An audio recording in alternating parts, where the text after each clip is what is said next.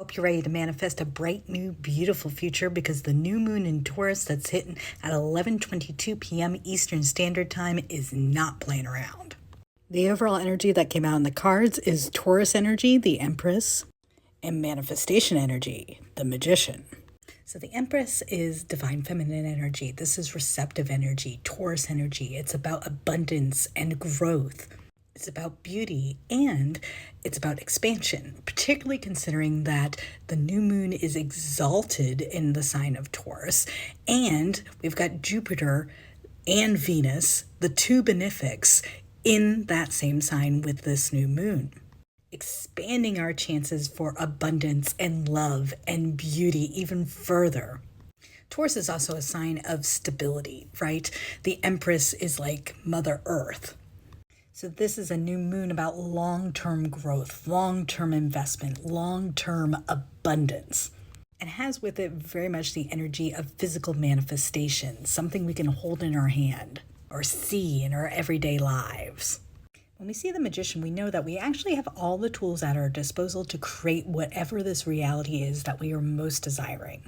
And with this new moon sextiling Saturn in Pisces, we are really stepping up to the challenge, particularly considering that Uranus is also in Taurus, kind of shaking things up. Like we are shaking things up, stepping up to this challenge, to something that we feel very called to. It's like we've kind of been born for this. And with Mercury still conjunct Chiron and Aries, we are releasing the negative self-talk, kicking all the naysayers to the curb, and truly developing an understanding that everything is happening the way that it is for a reason. Like it almost seems mystical. So your plans of manifestation might not go exactly how you planned, but what's amazing about this energy is it's probably going to go even better.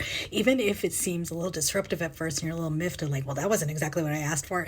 It's going to turn out that the end result is even better than you could have imagined. So the first card to come out in the spread of this reading was the Ace of Pentacles. The Ace of Pentacles is the energy of a physical manifestation, the seed of that being planted, ready to kind of grow and bloom under our care. Like I said, this is the energy of really manifesting, right? Really something that you can hold in your hand, something that you can actually experience with your senses. And it's coming from this falling away of this negative self-talk, I really feel like, or naysayers in your life with the death here. We are releasing what needs to be released with Mercury conjunct Chiron and Aries right now. And really allowing the old way of doing things to kind of fall to the side. Thinking of new creative ways to move forward that will be just expansive.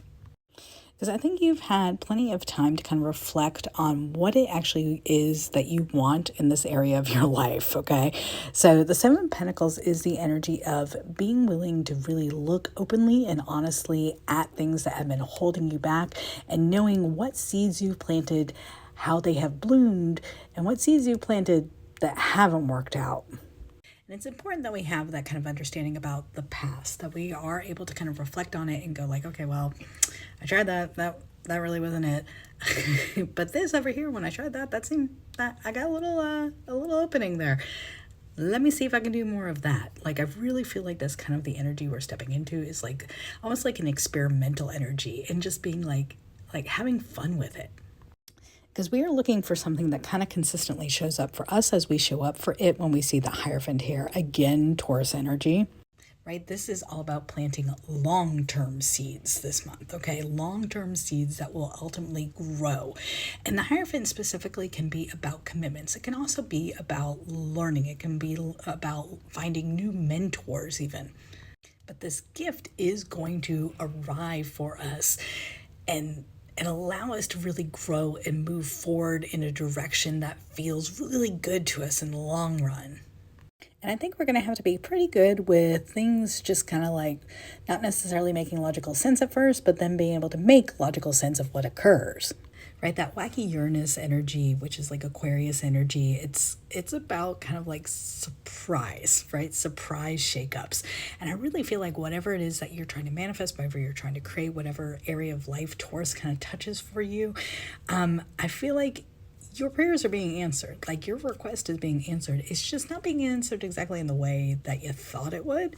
Like, it's like a surprise. Like, this is something that you're just like, huh, I did not think it would happen that way, but here we are. And honestly, this way is kind of better. So do expect it to create a little bit of internal conflict here, okay? Because you can't help it. When things kind of show up in a way that you really weren't expecting, you can't help but go like, what, wait a minute. But the universe wants you to know that it's just kind of come up with this new, better strategy for you. A strategy that ultimately is going to be more healing for you and better for your overall growth. You see all this swords energy here? This is all about, like, I think the mind is having to be forced into actually just surrendering, into just trusting, oh, okay, universe, I guess you know what's better for me here. Because I feel like there's stuff that you haven't even dreamed was possible for you, that these doors are now opening for you. It is absolutely wish fulfillment, but it is something that, like, you just never really thought you'd have. Because we end this reading with the star in the future position here. The star, again, is Aquarius energy, Uranus energy, but it is all about wish fulfillment. It's about knowing what you have faith in, and when you're ready to release control, that your dreams, your wishes, they will be answered by the universe. Like, the star actually does come right after the tower in the tarot. So the tower is like a foundation that completely falls apart. And I think it feels like, you know, things are not happening the way that you thought they would, but like, wow, this is way better. Like the way it's being brought in for you, it's like surprising.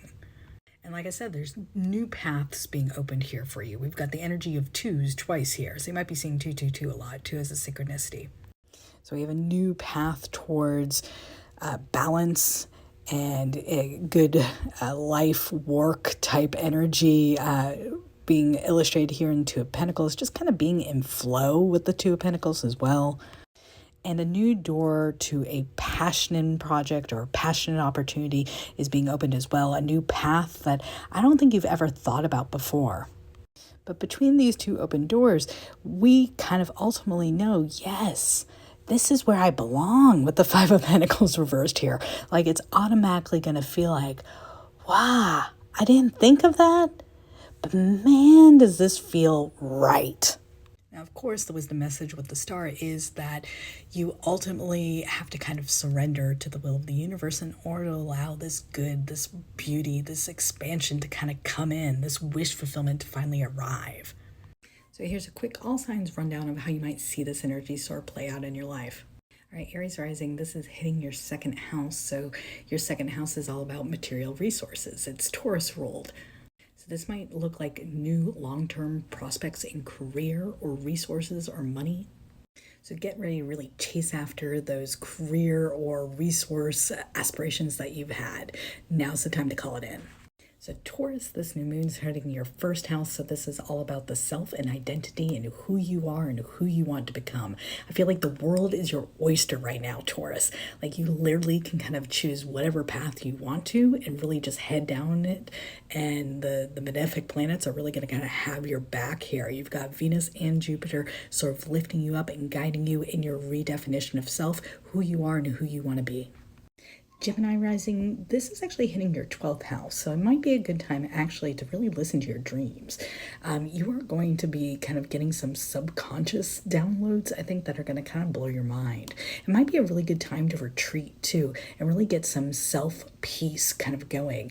You're going to want to plant some seeds here, Gemini, around what you want to accomplish spiritually, and the universe is going to support that. Cancer, this Taurus new moon is hitting your 11th house. So this is the house of like community and technology. And so anything that you can kind of plant the seeds around as far as like giving back to your immediate community, or maybe even doing something online or with technology, is really going to be expansive right now. So you might experience the birth of like a new social media thing, or maybe even invite some new friends or meet some new friends, foundations of friendships that really are going to last the rest of your life.